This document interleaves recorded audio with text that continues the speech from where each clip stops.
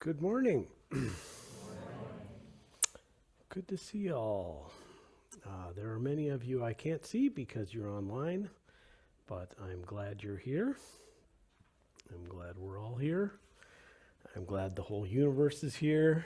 Looks like this to me right now from my very limited capacity. And yeah, it's very sweet to have folks come in. We've been in session here for the weekend, so about 20 of us have been practicing in silence, just taking care of what's directly in front of us. And so it's really sweet that people come in here and hold the container of silence with us. And we get to come together and come apart as things do. But if you're new here, just so you know, most weeks it's a little bit more talkative. So if you'd like to meet folks more, come on back next time, and we'll have social time and so forth.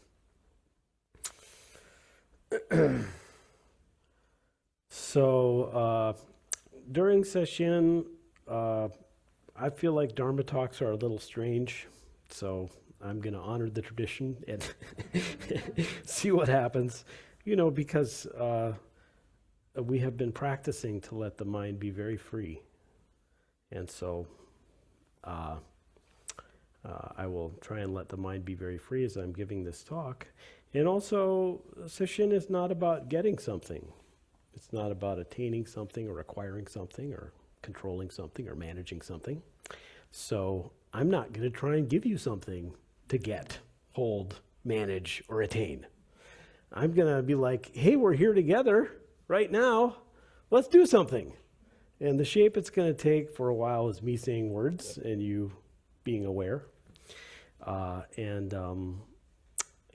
is often the case during session, I'm not going to do a normal question and answer period at the end, but I will probably find some ways to engage more voices in what we're doing here. So, I've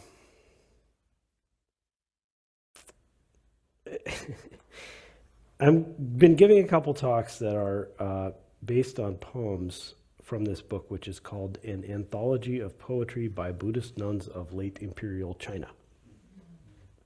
Let's all say that back together.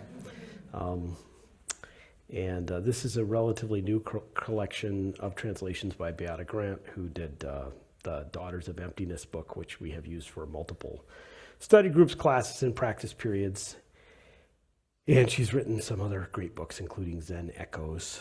So a lot of people here are familiar with these, some of the women poets in this.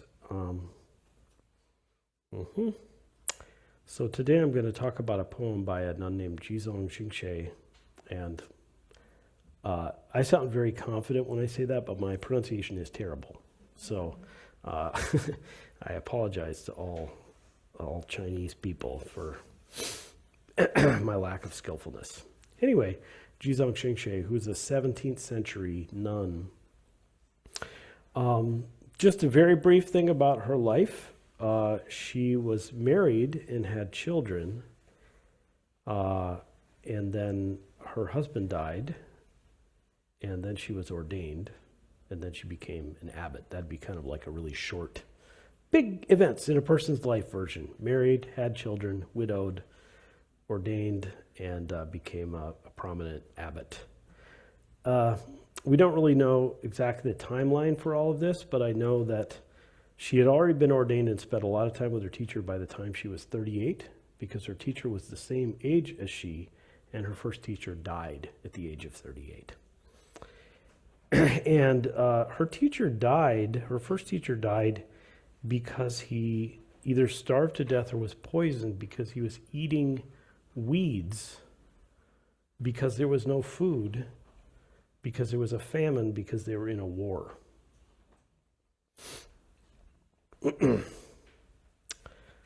So it is really worth remembering that we have this amazing record of Buddhist teachings, and a lot of times you're like, God, they just sound like they're having a great time. Why am I so messed up? And they're all peaceful and transcending space and time. It must have been great. Well, I think, during maybe the 10 years that she was with her teacher, there was the war that was so vast and expansive that there was mass starvation, and her own teacher died. She kept going. She kept going.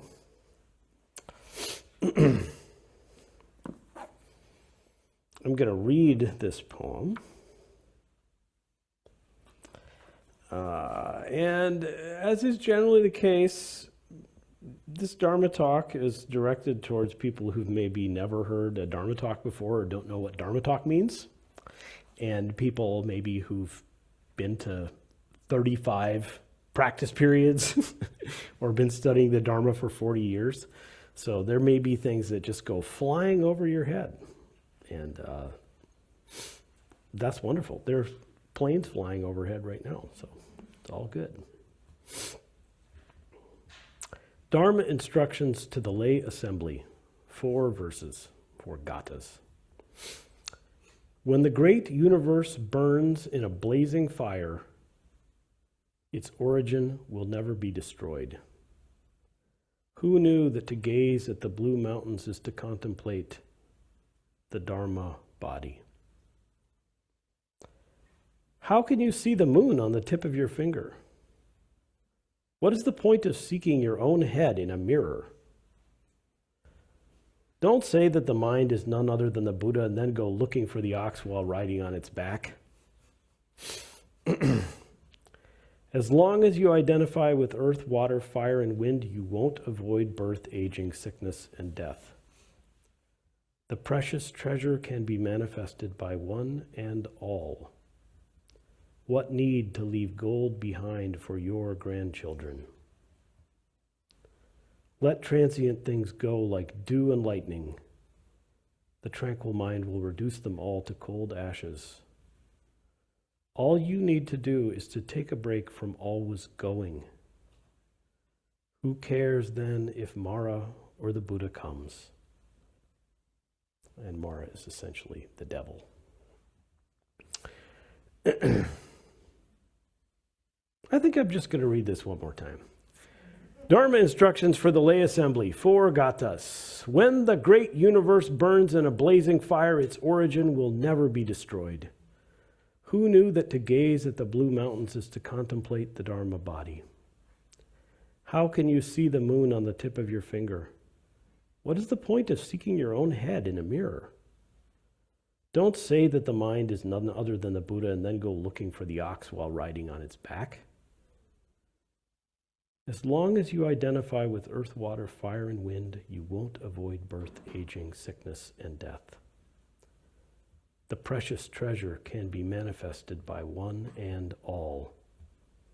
What need to leave gold behind for your grandchildren? Let transient things go like dew and lightning. The tranquil mind will reduce them all to cold ashes. All you need to do is to take a break from always going. Who cares then if Mara or the Buddha comes?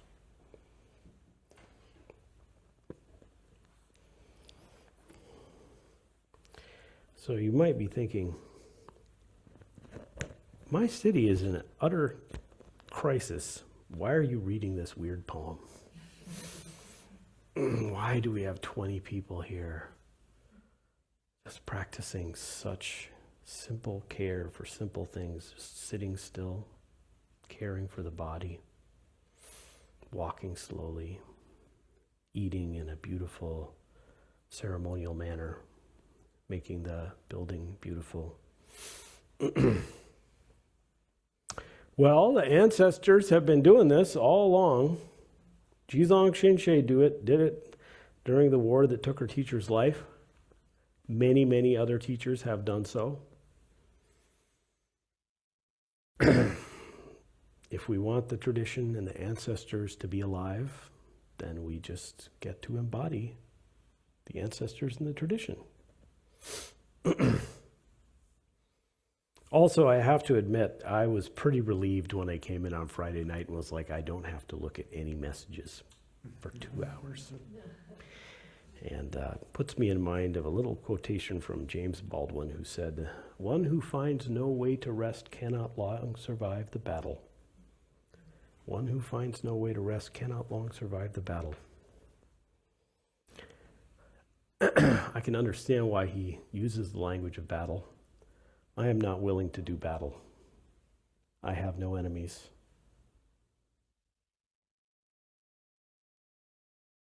My practice in this tradition is encouraging me to meet absolutely everything with as much fearlessness, courage, and compassion as I can manifest.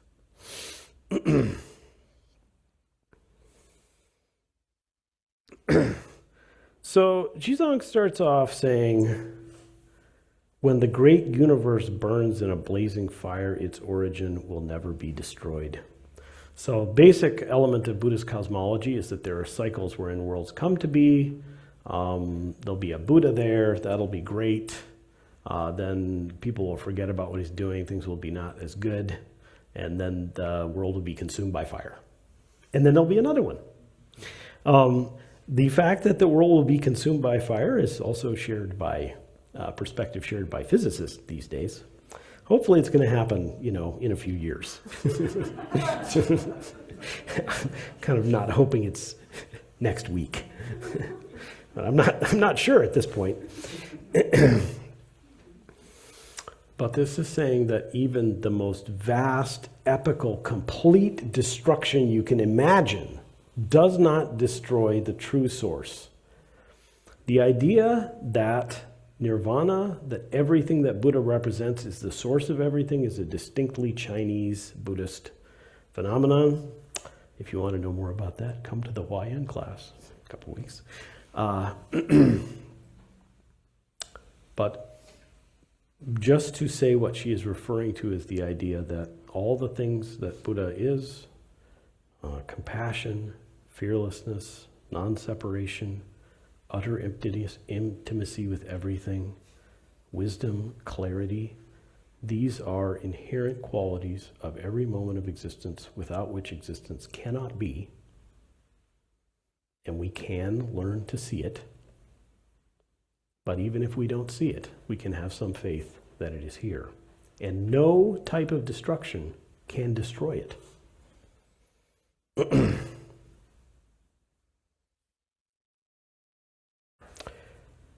So the kind of the basic way, easiest way to get to this beyond also practicing a lot of Zazen, which I recommend, and just getting there, is that things are not what we think they are. That's say they're empty and they're ungraspable. They're ungraspable. So they're not things that can be destroyed or kept. So we are in a tradition that's trying to help us learn to rely, to think the source of the goodness that we turn towards, what we rely on is that we cannot grasp anything. What we're relying on is ungraspability, groundlessness. I personally would like to rely on getting something and being like, now I'm secured, it's going to help me all the time. We're saying, sure, okay, you want that? Great. What you can have is that everything is ungettable. But if we get used to that, we can rely on the ungraspability of things. We can have confidence in it.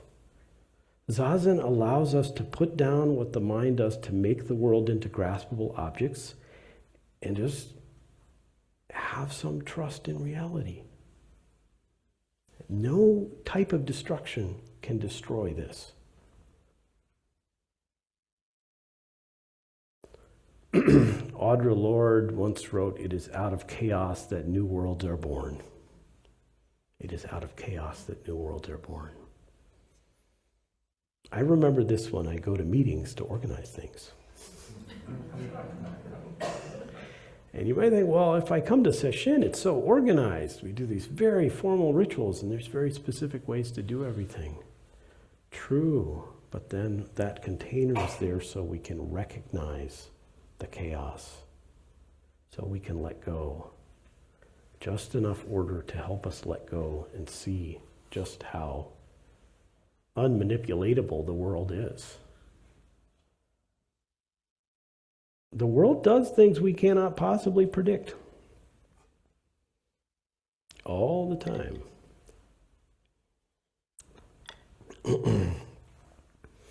So there's no way I wasn't going to talk about this today, because I have experienced incredible things lately. And one of them was that, as you might know, about 9 days ago, there was going to be like a general strike for Minneapolis with a bunch of actions. So that was about 9 days ago. About 9 days before that, some friends of mine said, we're going to do a national call to clergy as an echo of the call to Selma, and we're going to have a mass faith leader action in Minneapolis as part of this national strike. Which made a lot of sense, because with 8 days, that sounds like it would be easy to plan. And then because they're my friends, I said, can I help? And they said, please, just come to all the meetings and see what you can do. So I did that.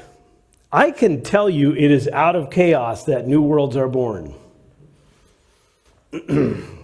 Just bearing witness to the confusion and the emergence, years and years of careful tending of relationships across many different religious traditions, racial lineages, all kinds of identities, out of which something just sprung. Everyone was like, how did this happen? We were like 3 days after the idea came up, we had 400 people registered, and we were like, oh my God, where are we going to put all the people? We have no idea. This is whoosh, whoosh.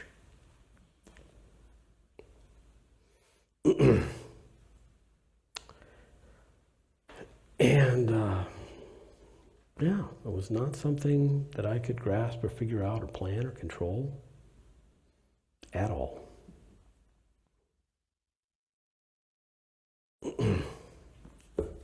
And when they came here, oh my Lord, my friends, was it beautiful.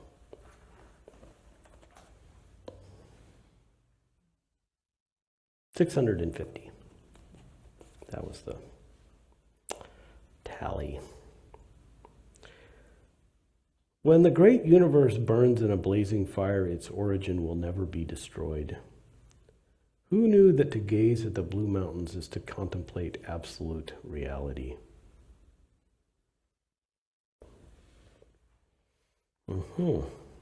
To gaze at the blue mountain, her translation is weird. Who knew that to gaze at the blue mountains is to contemplate the Dharma body? This is more literal. So it's like, okay, the universe is going to be destroyed, but there's also this emptiness from which everything emerges, so nothing is destroyed. If you want to see this, you have to look at actual things. You have to look at actual things. So this is not about sort of disappearing into some mysterious, misty vapor. It's actually about seeing that the whole universe is chaotic right here and watching it unfold. Zazen allows us to just see it unfold. It's like your feelings come, whoosh. You try and control them. Good luck. Thoughts? Good luck.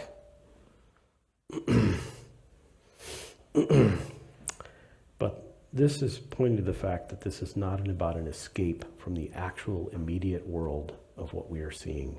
It's about seeing it here and now, feeling it in the body, seeing the steam rising from the dryer vent behind our building right now. I would say probably I was surprised by as we were in a lot of meetings to plan this massive national clergy call was how much time was spent on figuring out how to make spreadsheets work. A lot of time. Without some really quality, there were some spreadsheet wizards up in that joint. And without that, there would probably be people starving to death on the tarmac at Minneapolis Airport right now.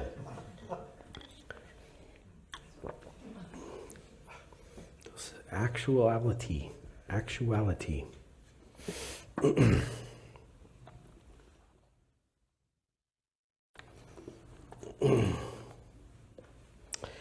How can you see the moon on the tip of your finger? What is the point of seeking your head in the mirror? Well, this could probably give you a full Dharma talk right here, but I'm not. It's not my target for today. But one, I mean, this is kind of bewildering, right? Wait a minute, I thought the moon is out there, and you just put your finger on it, then it's on your finger, right?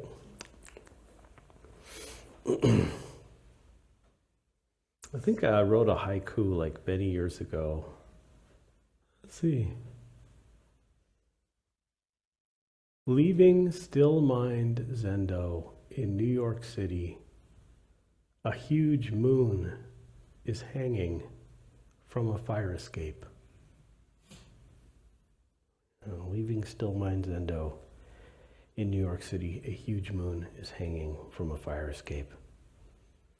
So, obviously the moon is in the sky, or what, I don't know.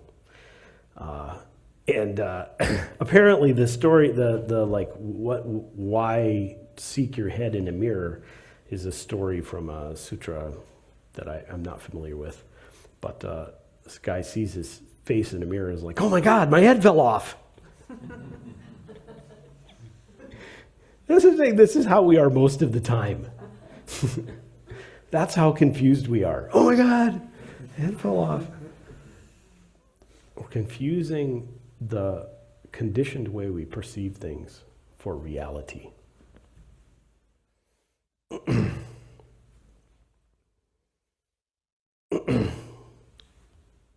And it's okay. On the one hand,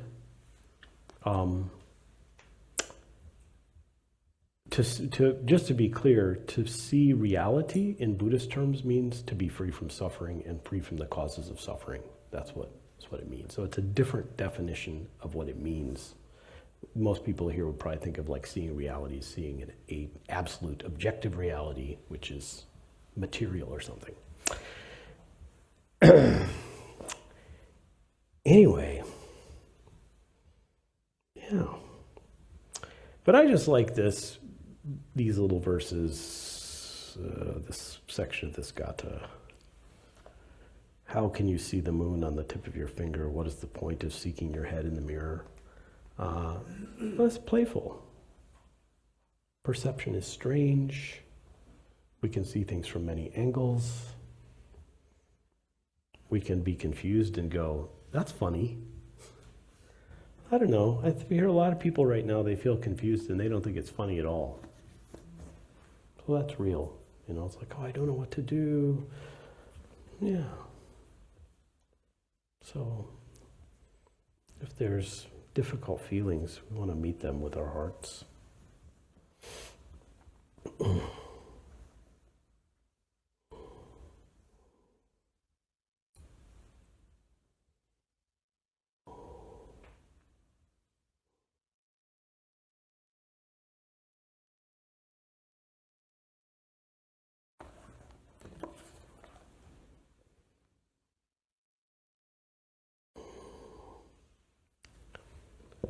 Don't say that the mind is none other than the Buddha and then go looking for the ox while riding on its back.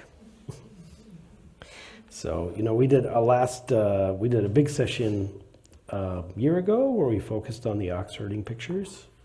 So the basic idea is ox, to make it overly simple, represents awakening. And, we have our relationship to the ox.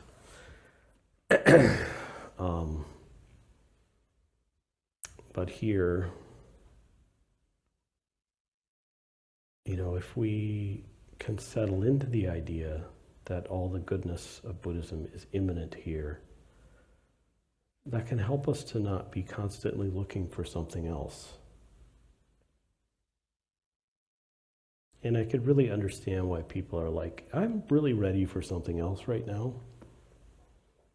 I mean, I profoundly understand it and I experience it. But at the same time, the freedom this tradition offers is one where we don't have to wait for something else. We can recognize that we're alive here. And this is an amazing opportunity to offer something to the world and to be a part of the world.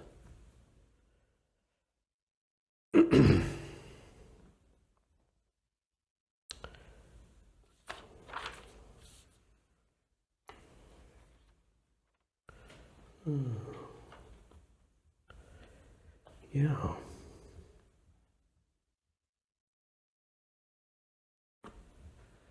I will confess that there have definitely been moments where I'm like, yeah, it'll be great when ice is not here.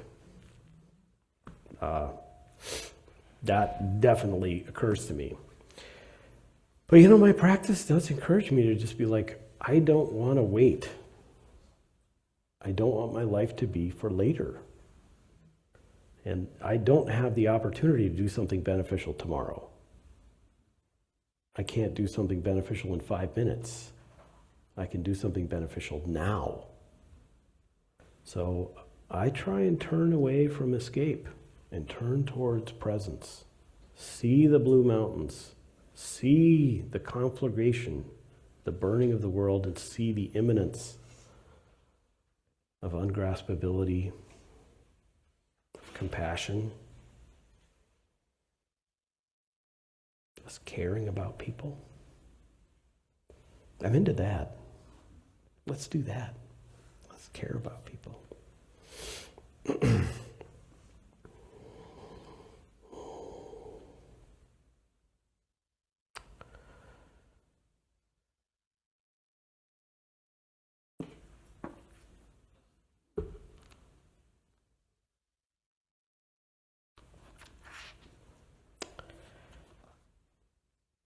As long as you identify with earth, water, fire, and wind, you won't avoid birth, aging, sickness, and death.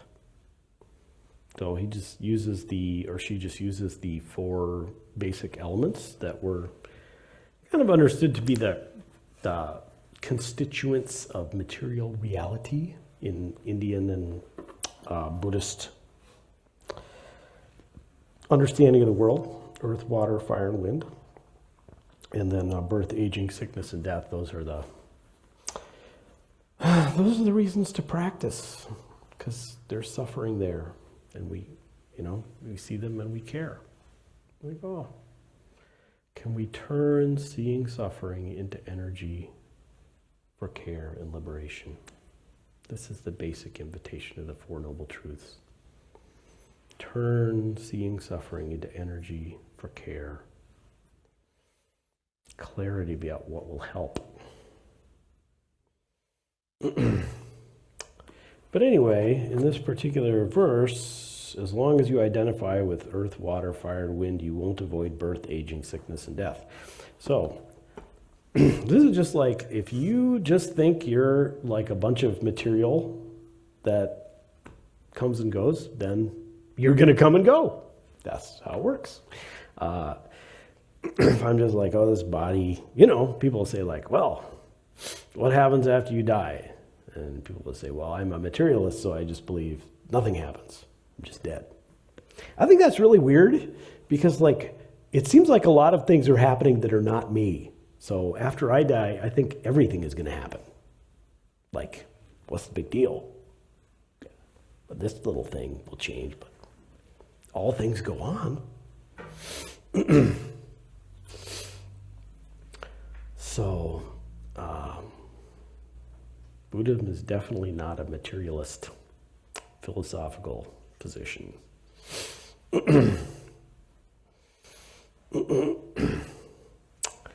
Okay.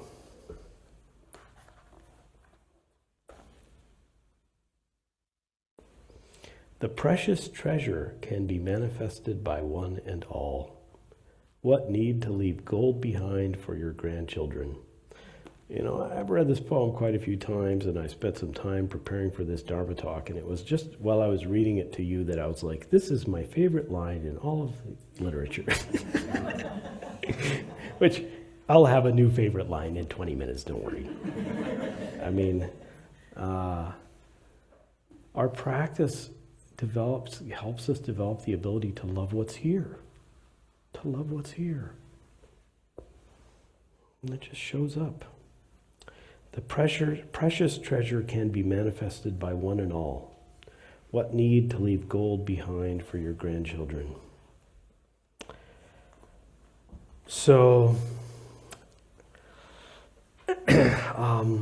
something about like everybody can do this. Liberation is something everyone can practice. If you're conscious, you have the capacity to do it. And not only that, it's very evident that millions, if not billions of people are doing amazing, beautiful things all the time.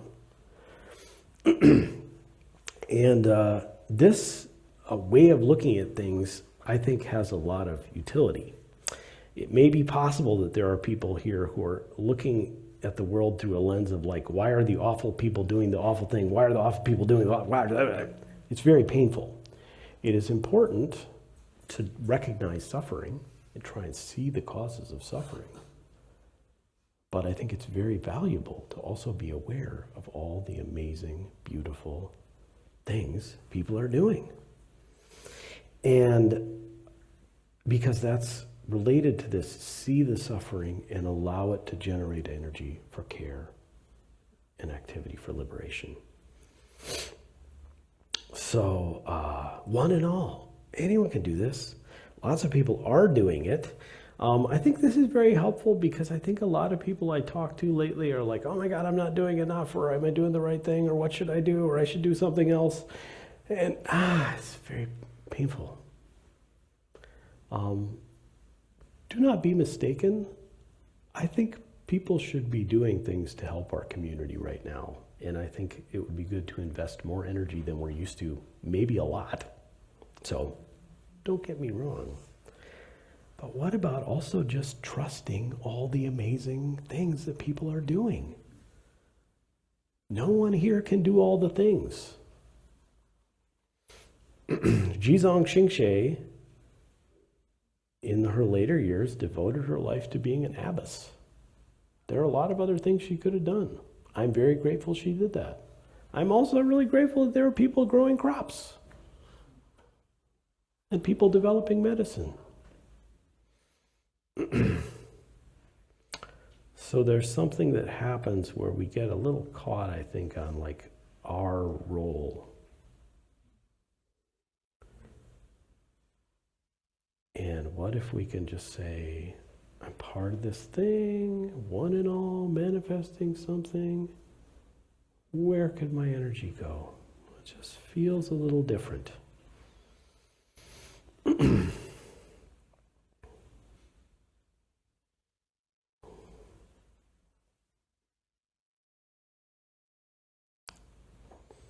I'm hearing a lot of people talking about we don't need a lot of great shining heroes right now.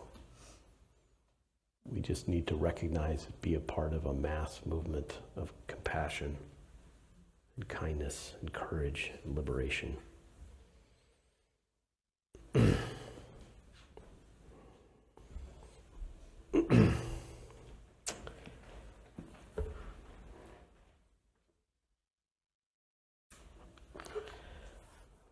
The precious treasure can be manifested by one and all. What need to leave gold behind for your grandchildren? So yeah, this is like legacy, you know. This might be like, I did the, yeah, whatever. Can we let go of that?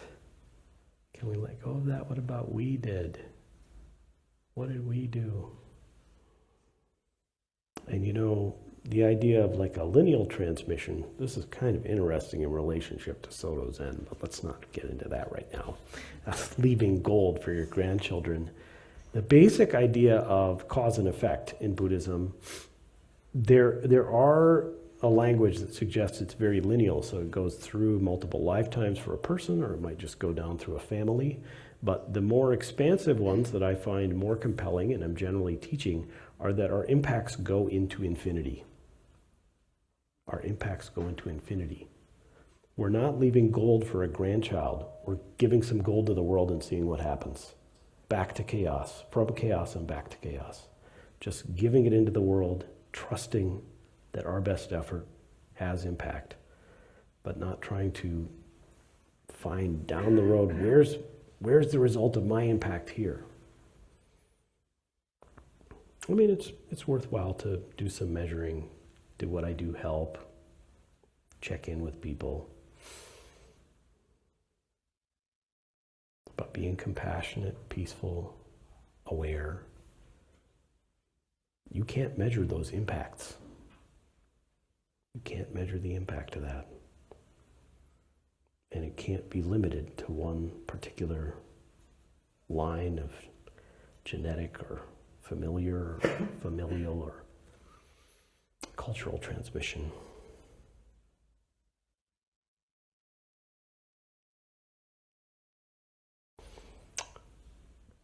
So, if you are the Zoom online facilitator, I would like you to prepare for the fact that I'm about to invite people to say things that everyone can hear using your magical technological means. Thank you. So I'm just going to invite folks to just kind of, let's see, maybe if you want, you could close your eyes for a minute.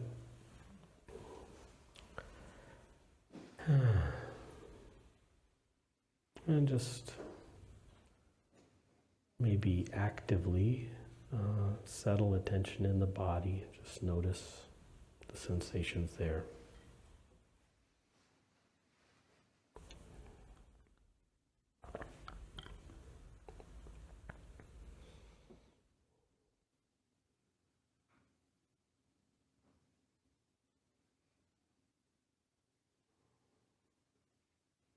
Oh, all our practices are grounded in knowing the body.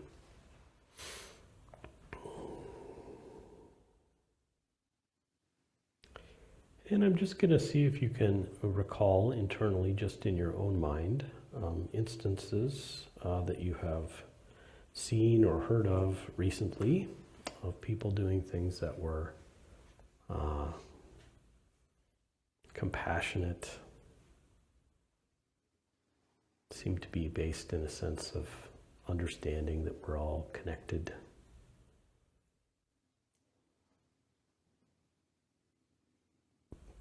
So thinking of things you've seen or heard about where people seem to be coming from a place of being compassionate and understanding that we're all connected.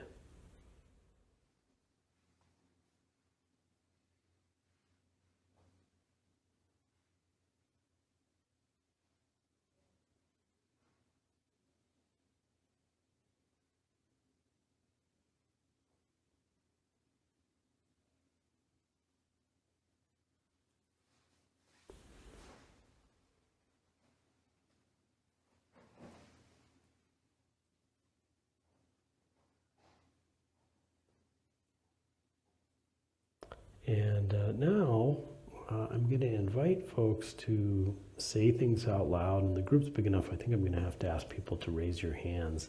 And I'm going to ask you to say like a sentence or a phrase. So I'm not looking for like a story, but just a very compact expression of things that you have seen or heard where people seem to be actively acting from a place of compassion and awareness that we are connected. And let's start with people in the room, and then we'll do some online folks. You can just raise your hand. This happened in our community where a restaurant, an ethnic restaurant, was trying to keep its doors open. And every time a customer came in, another customer unlocked the door for them. Every time a customer left, they unlocked and relocked the doors, just trying to keep the people inside safe, and that was really nice to see. Thank you. And as people share, it's good if you speak with a full voice so everyone can hear. Feeding people. Feeding people. And by the way, we can say the same thing 90 times if we want to.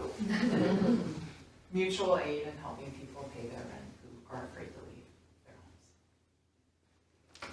Giving kids rides to school. Giving people refuge, letting them stay in their houses. Doing laundry for people who can't go to the laundromat. keeping some excess food in my car in case someone's begging. I'm seeing a lot of people who are creative or artists using their skills to support the cause.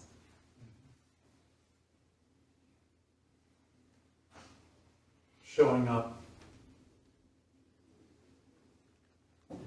Let's see if anyone online would like to share.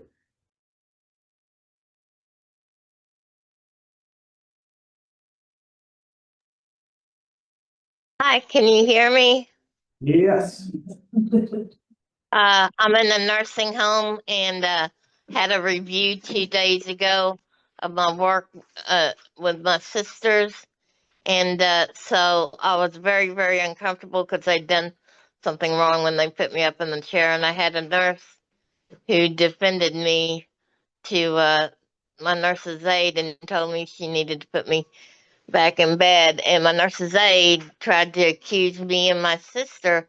My sister, she told her that my sister was spoiling me too much and I was being over dramatic. So she defended me to her and told her that my sister was doing what she needed to be doing for somebody who's in a nursing home, and told her that I am the little sister and she should be spoiling me and she should be taking care of me. She's doing what she should be. So she defended me.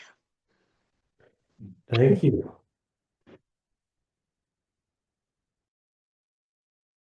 Can you hear me? Yes.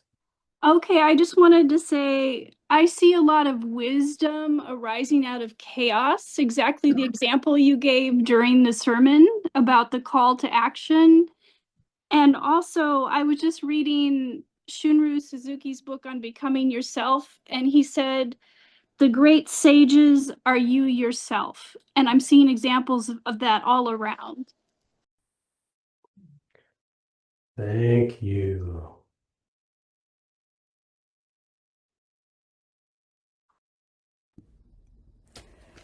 My name is Lou, and listening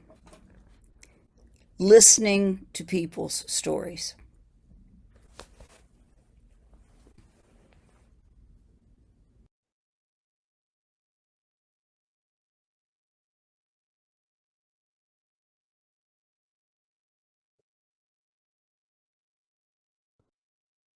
All right, well, maybe we'll just see if there's anyone else in the room who'd like to share anything.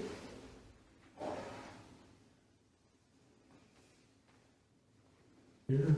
Resilience hubs and Narcan Resilience hubs and Narcan trainings. Mhm. People sharing their life's journey with grace and finesse.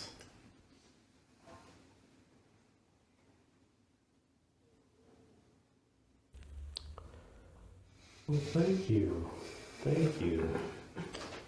And one that I think is really pretty amazing that I think maybe no one mentioned is those people who are bearing witness to the activities of ICE in our community by documenting with cameras in particular, which is dangerous. It's dangerous, and it's really important because probably most people would have no idea how much violence is being perpetrated here by federal agents without that. We would probably really wouldn't know. So it's pretty amazing. And I don't know, some people may not be coming from a place of deep peacefulness when they're doing it. Some are. That's okay. But I think it's pretty important. And yeah, I've been able to we offer, some crew of mine offers spiritual care meetings for rapid responders doing that work. And yeah, it can be hard. It can be really hard. So I don't want to downplay that all this wonderful, amazing, beautiful stuff people are doing can be pretty hard. It can be really hard to do. That's why it's good to not think we're doing it alone, which we can't. You can't do anything alone from a Buddhist perspective. The universe does stuff, and it seems like I'm doing some of it.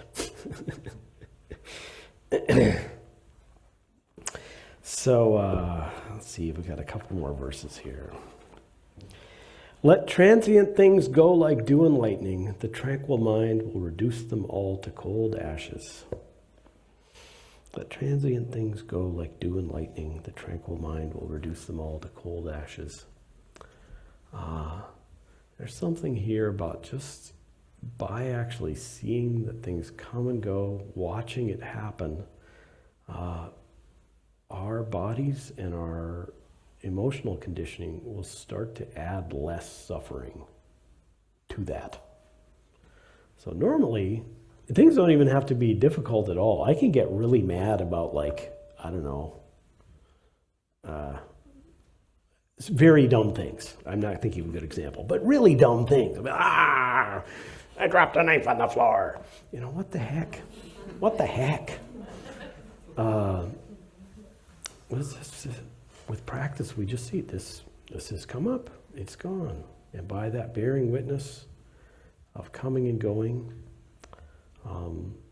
kind of added anger, frustration, sadness, fear starts to just come up less. And Zazen is this great opportunity to just like see what's happening. I'm not saying you won't have like all the feelings sometimes. You got like all of them. Wow. But it's just by seeing there's a little less adding. Norman Fisher likes to say, just don't make it worse. I think that's pretty good. Pretty good.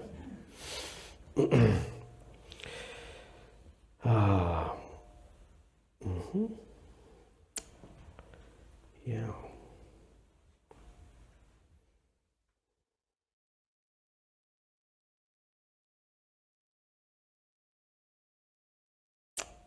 I don't know why I wrote this down where I did, but I did.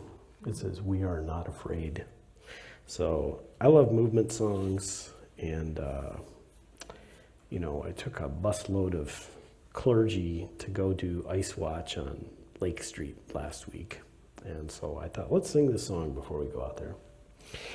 And I want to sing it with you. Now this song says, "We are not afraid." And the thing is, you might be really afraid. There's a really good video about these people who are leading this singing movement in the Twin Cities, and it shows them all singing "We Are Not Afraid," and then the movement leader is interviewed from the back. I thought, well, that's ironic.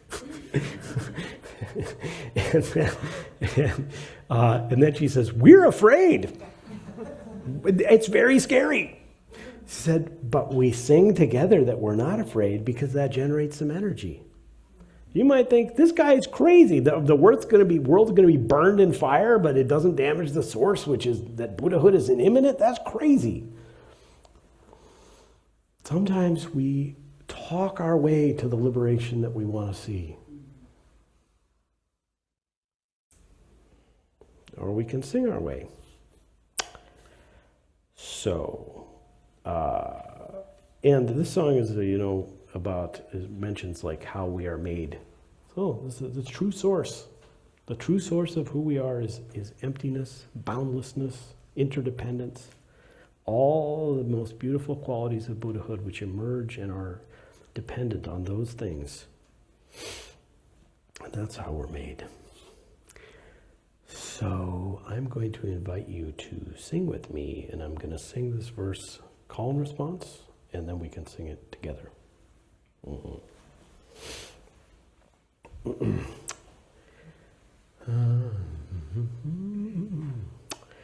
We are not afraid. We are not afraid. We are not afraid. We are not afraid. We will live for liberation, 'cause we know how we were made. We will live for liberation, 'cause we know how we were made. Now together. We are not afraid. We are not afraid. We will live for liberation, 'cause we know how we were made. We are not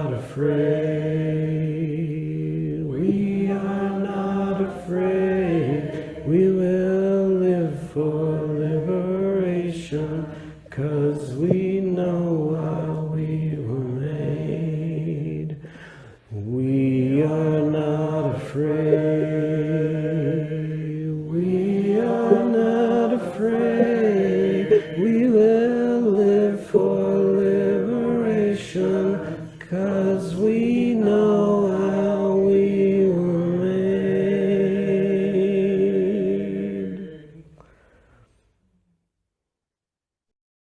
You're not alone. Never alone. Can't be alone. There is no alone. All you need to do is take a break from always going. Who cares then if Mara or the Buddha comes? Mara being like the devil. All you need to do is take a break from always going. Now, in simple terms, we might say, just slow down. Take some time. He who finds no way to rest cannot long survive the battle. I thought, oh, how can I possibly do a sesshin right now? How can I possibly not do a sesshin right now, my friends? I'm so lucky that I don't think, am I going to go to Zazen? The bell rings and I get up and I go. So lucky. You can make this your life. You can make this your life. But beyond this sort of simple way of seeing this, not always going, running around, chasing, there is no going. You are here. There is always here. This intimate moment. The mind goes, what? Body. Know the body. Know the quality of the heart right now. Know what is heard. Know what is seen. No coming, no going. Here-ness. The true source.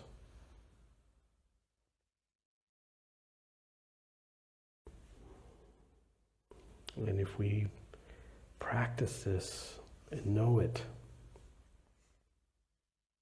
I can't claim that I wouldn't be more excited if the Buddha showed up than if Mara showed up. I'd probably be like, wow, Buddha, cool. Mara, scary. Okay. At the same time,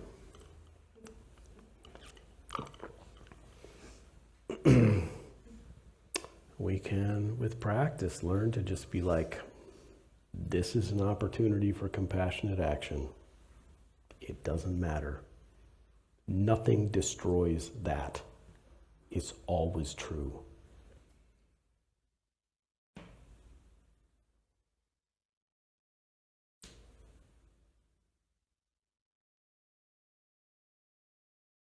Well, I'd probably love to hear all the amazing and wondrous things about your life. But for now, I just get to have experienced your awareness in your bodies. No matter where you are, our bodies are together. And I am grateful to have been together for a little bit. And I trust your path of liberation. And I'll turn it over to the Dawn.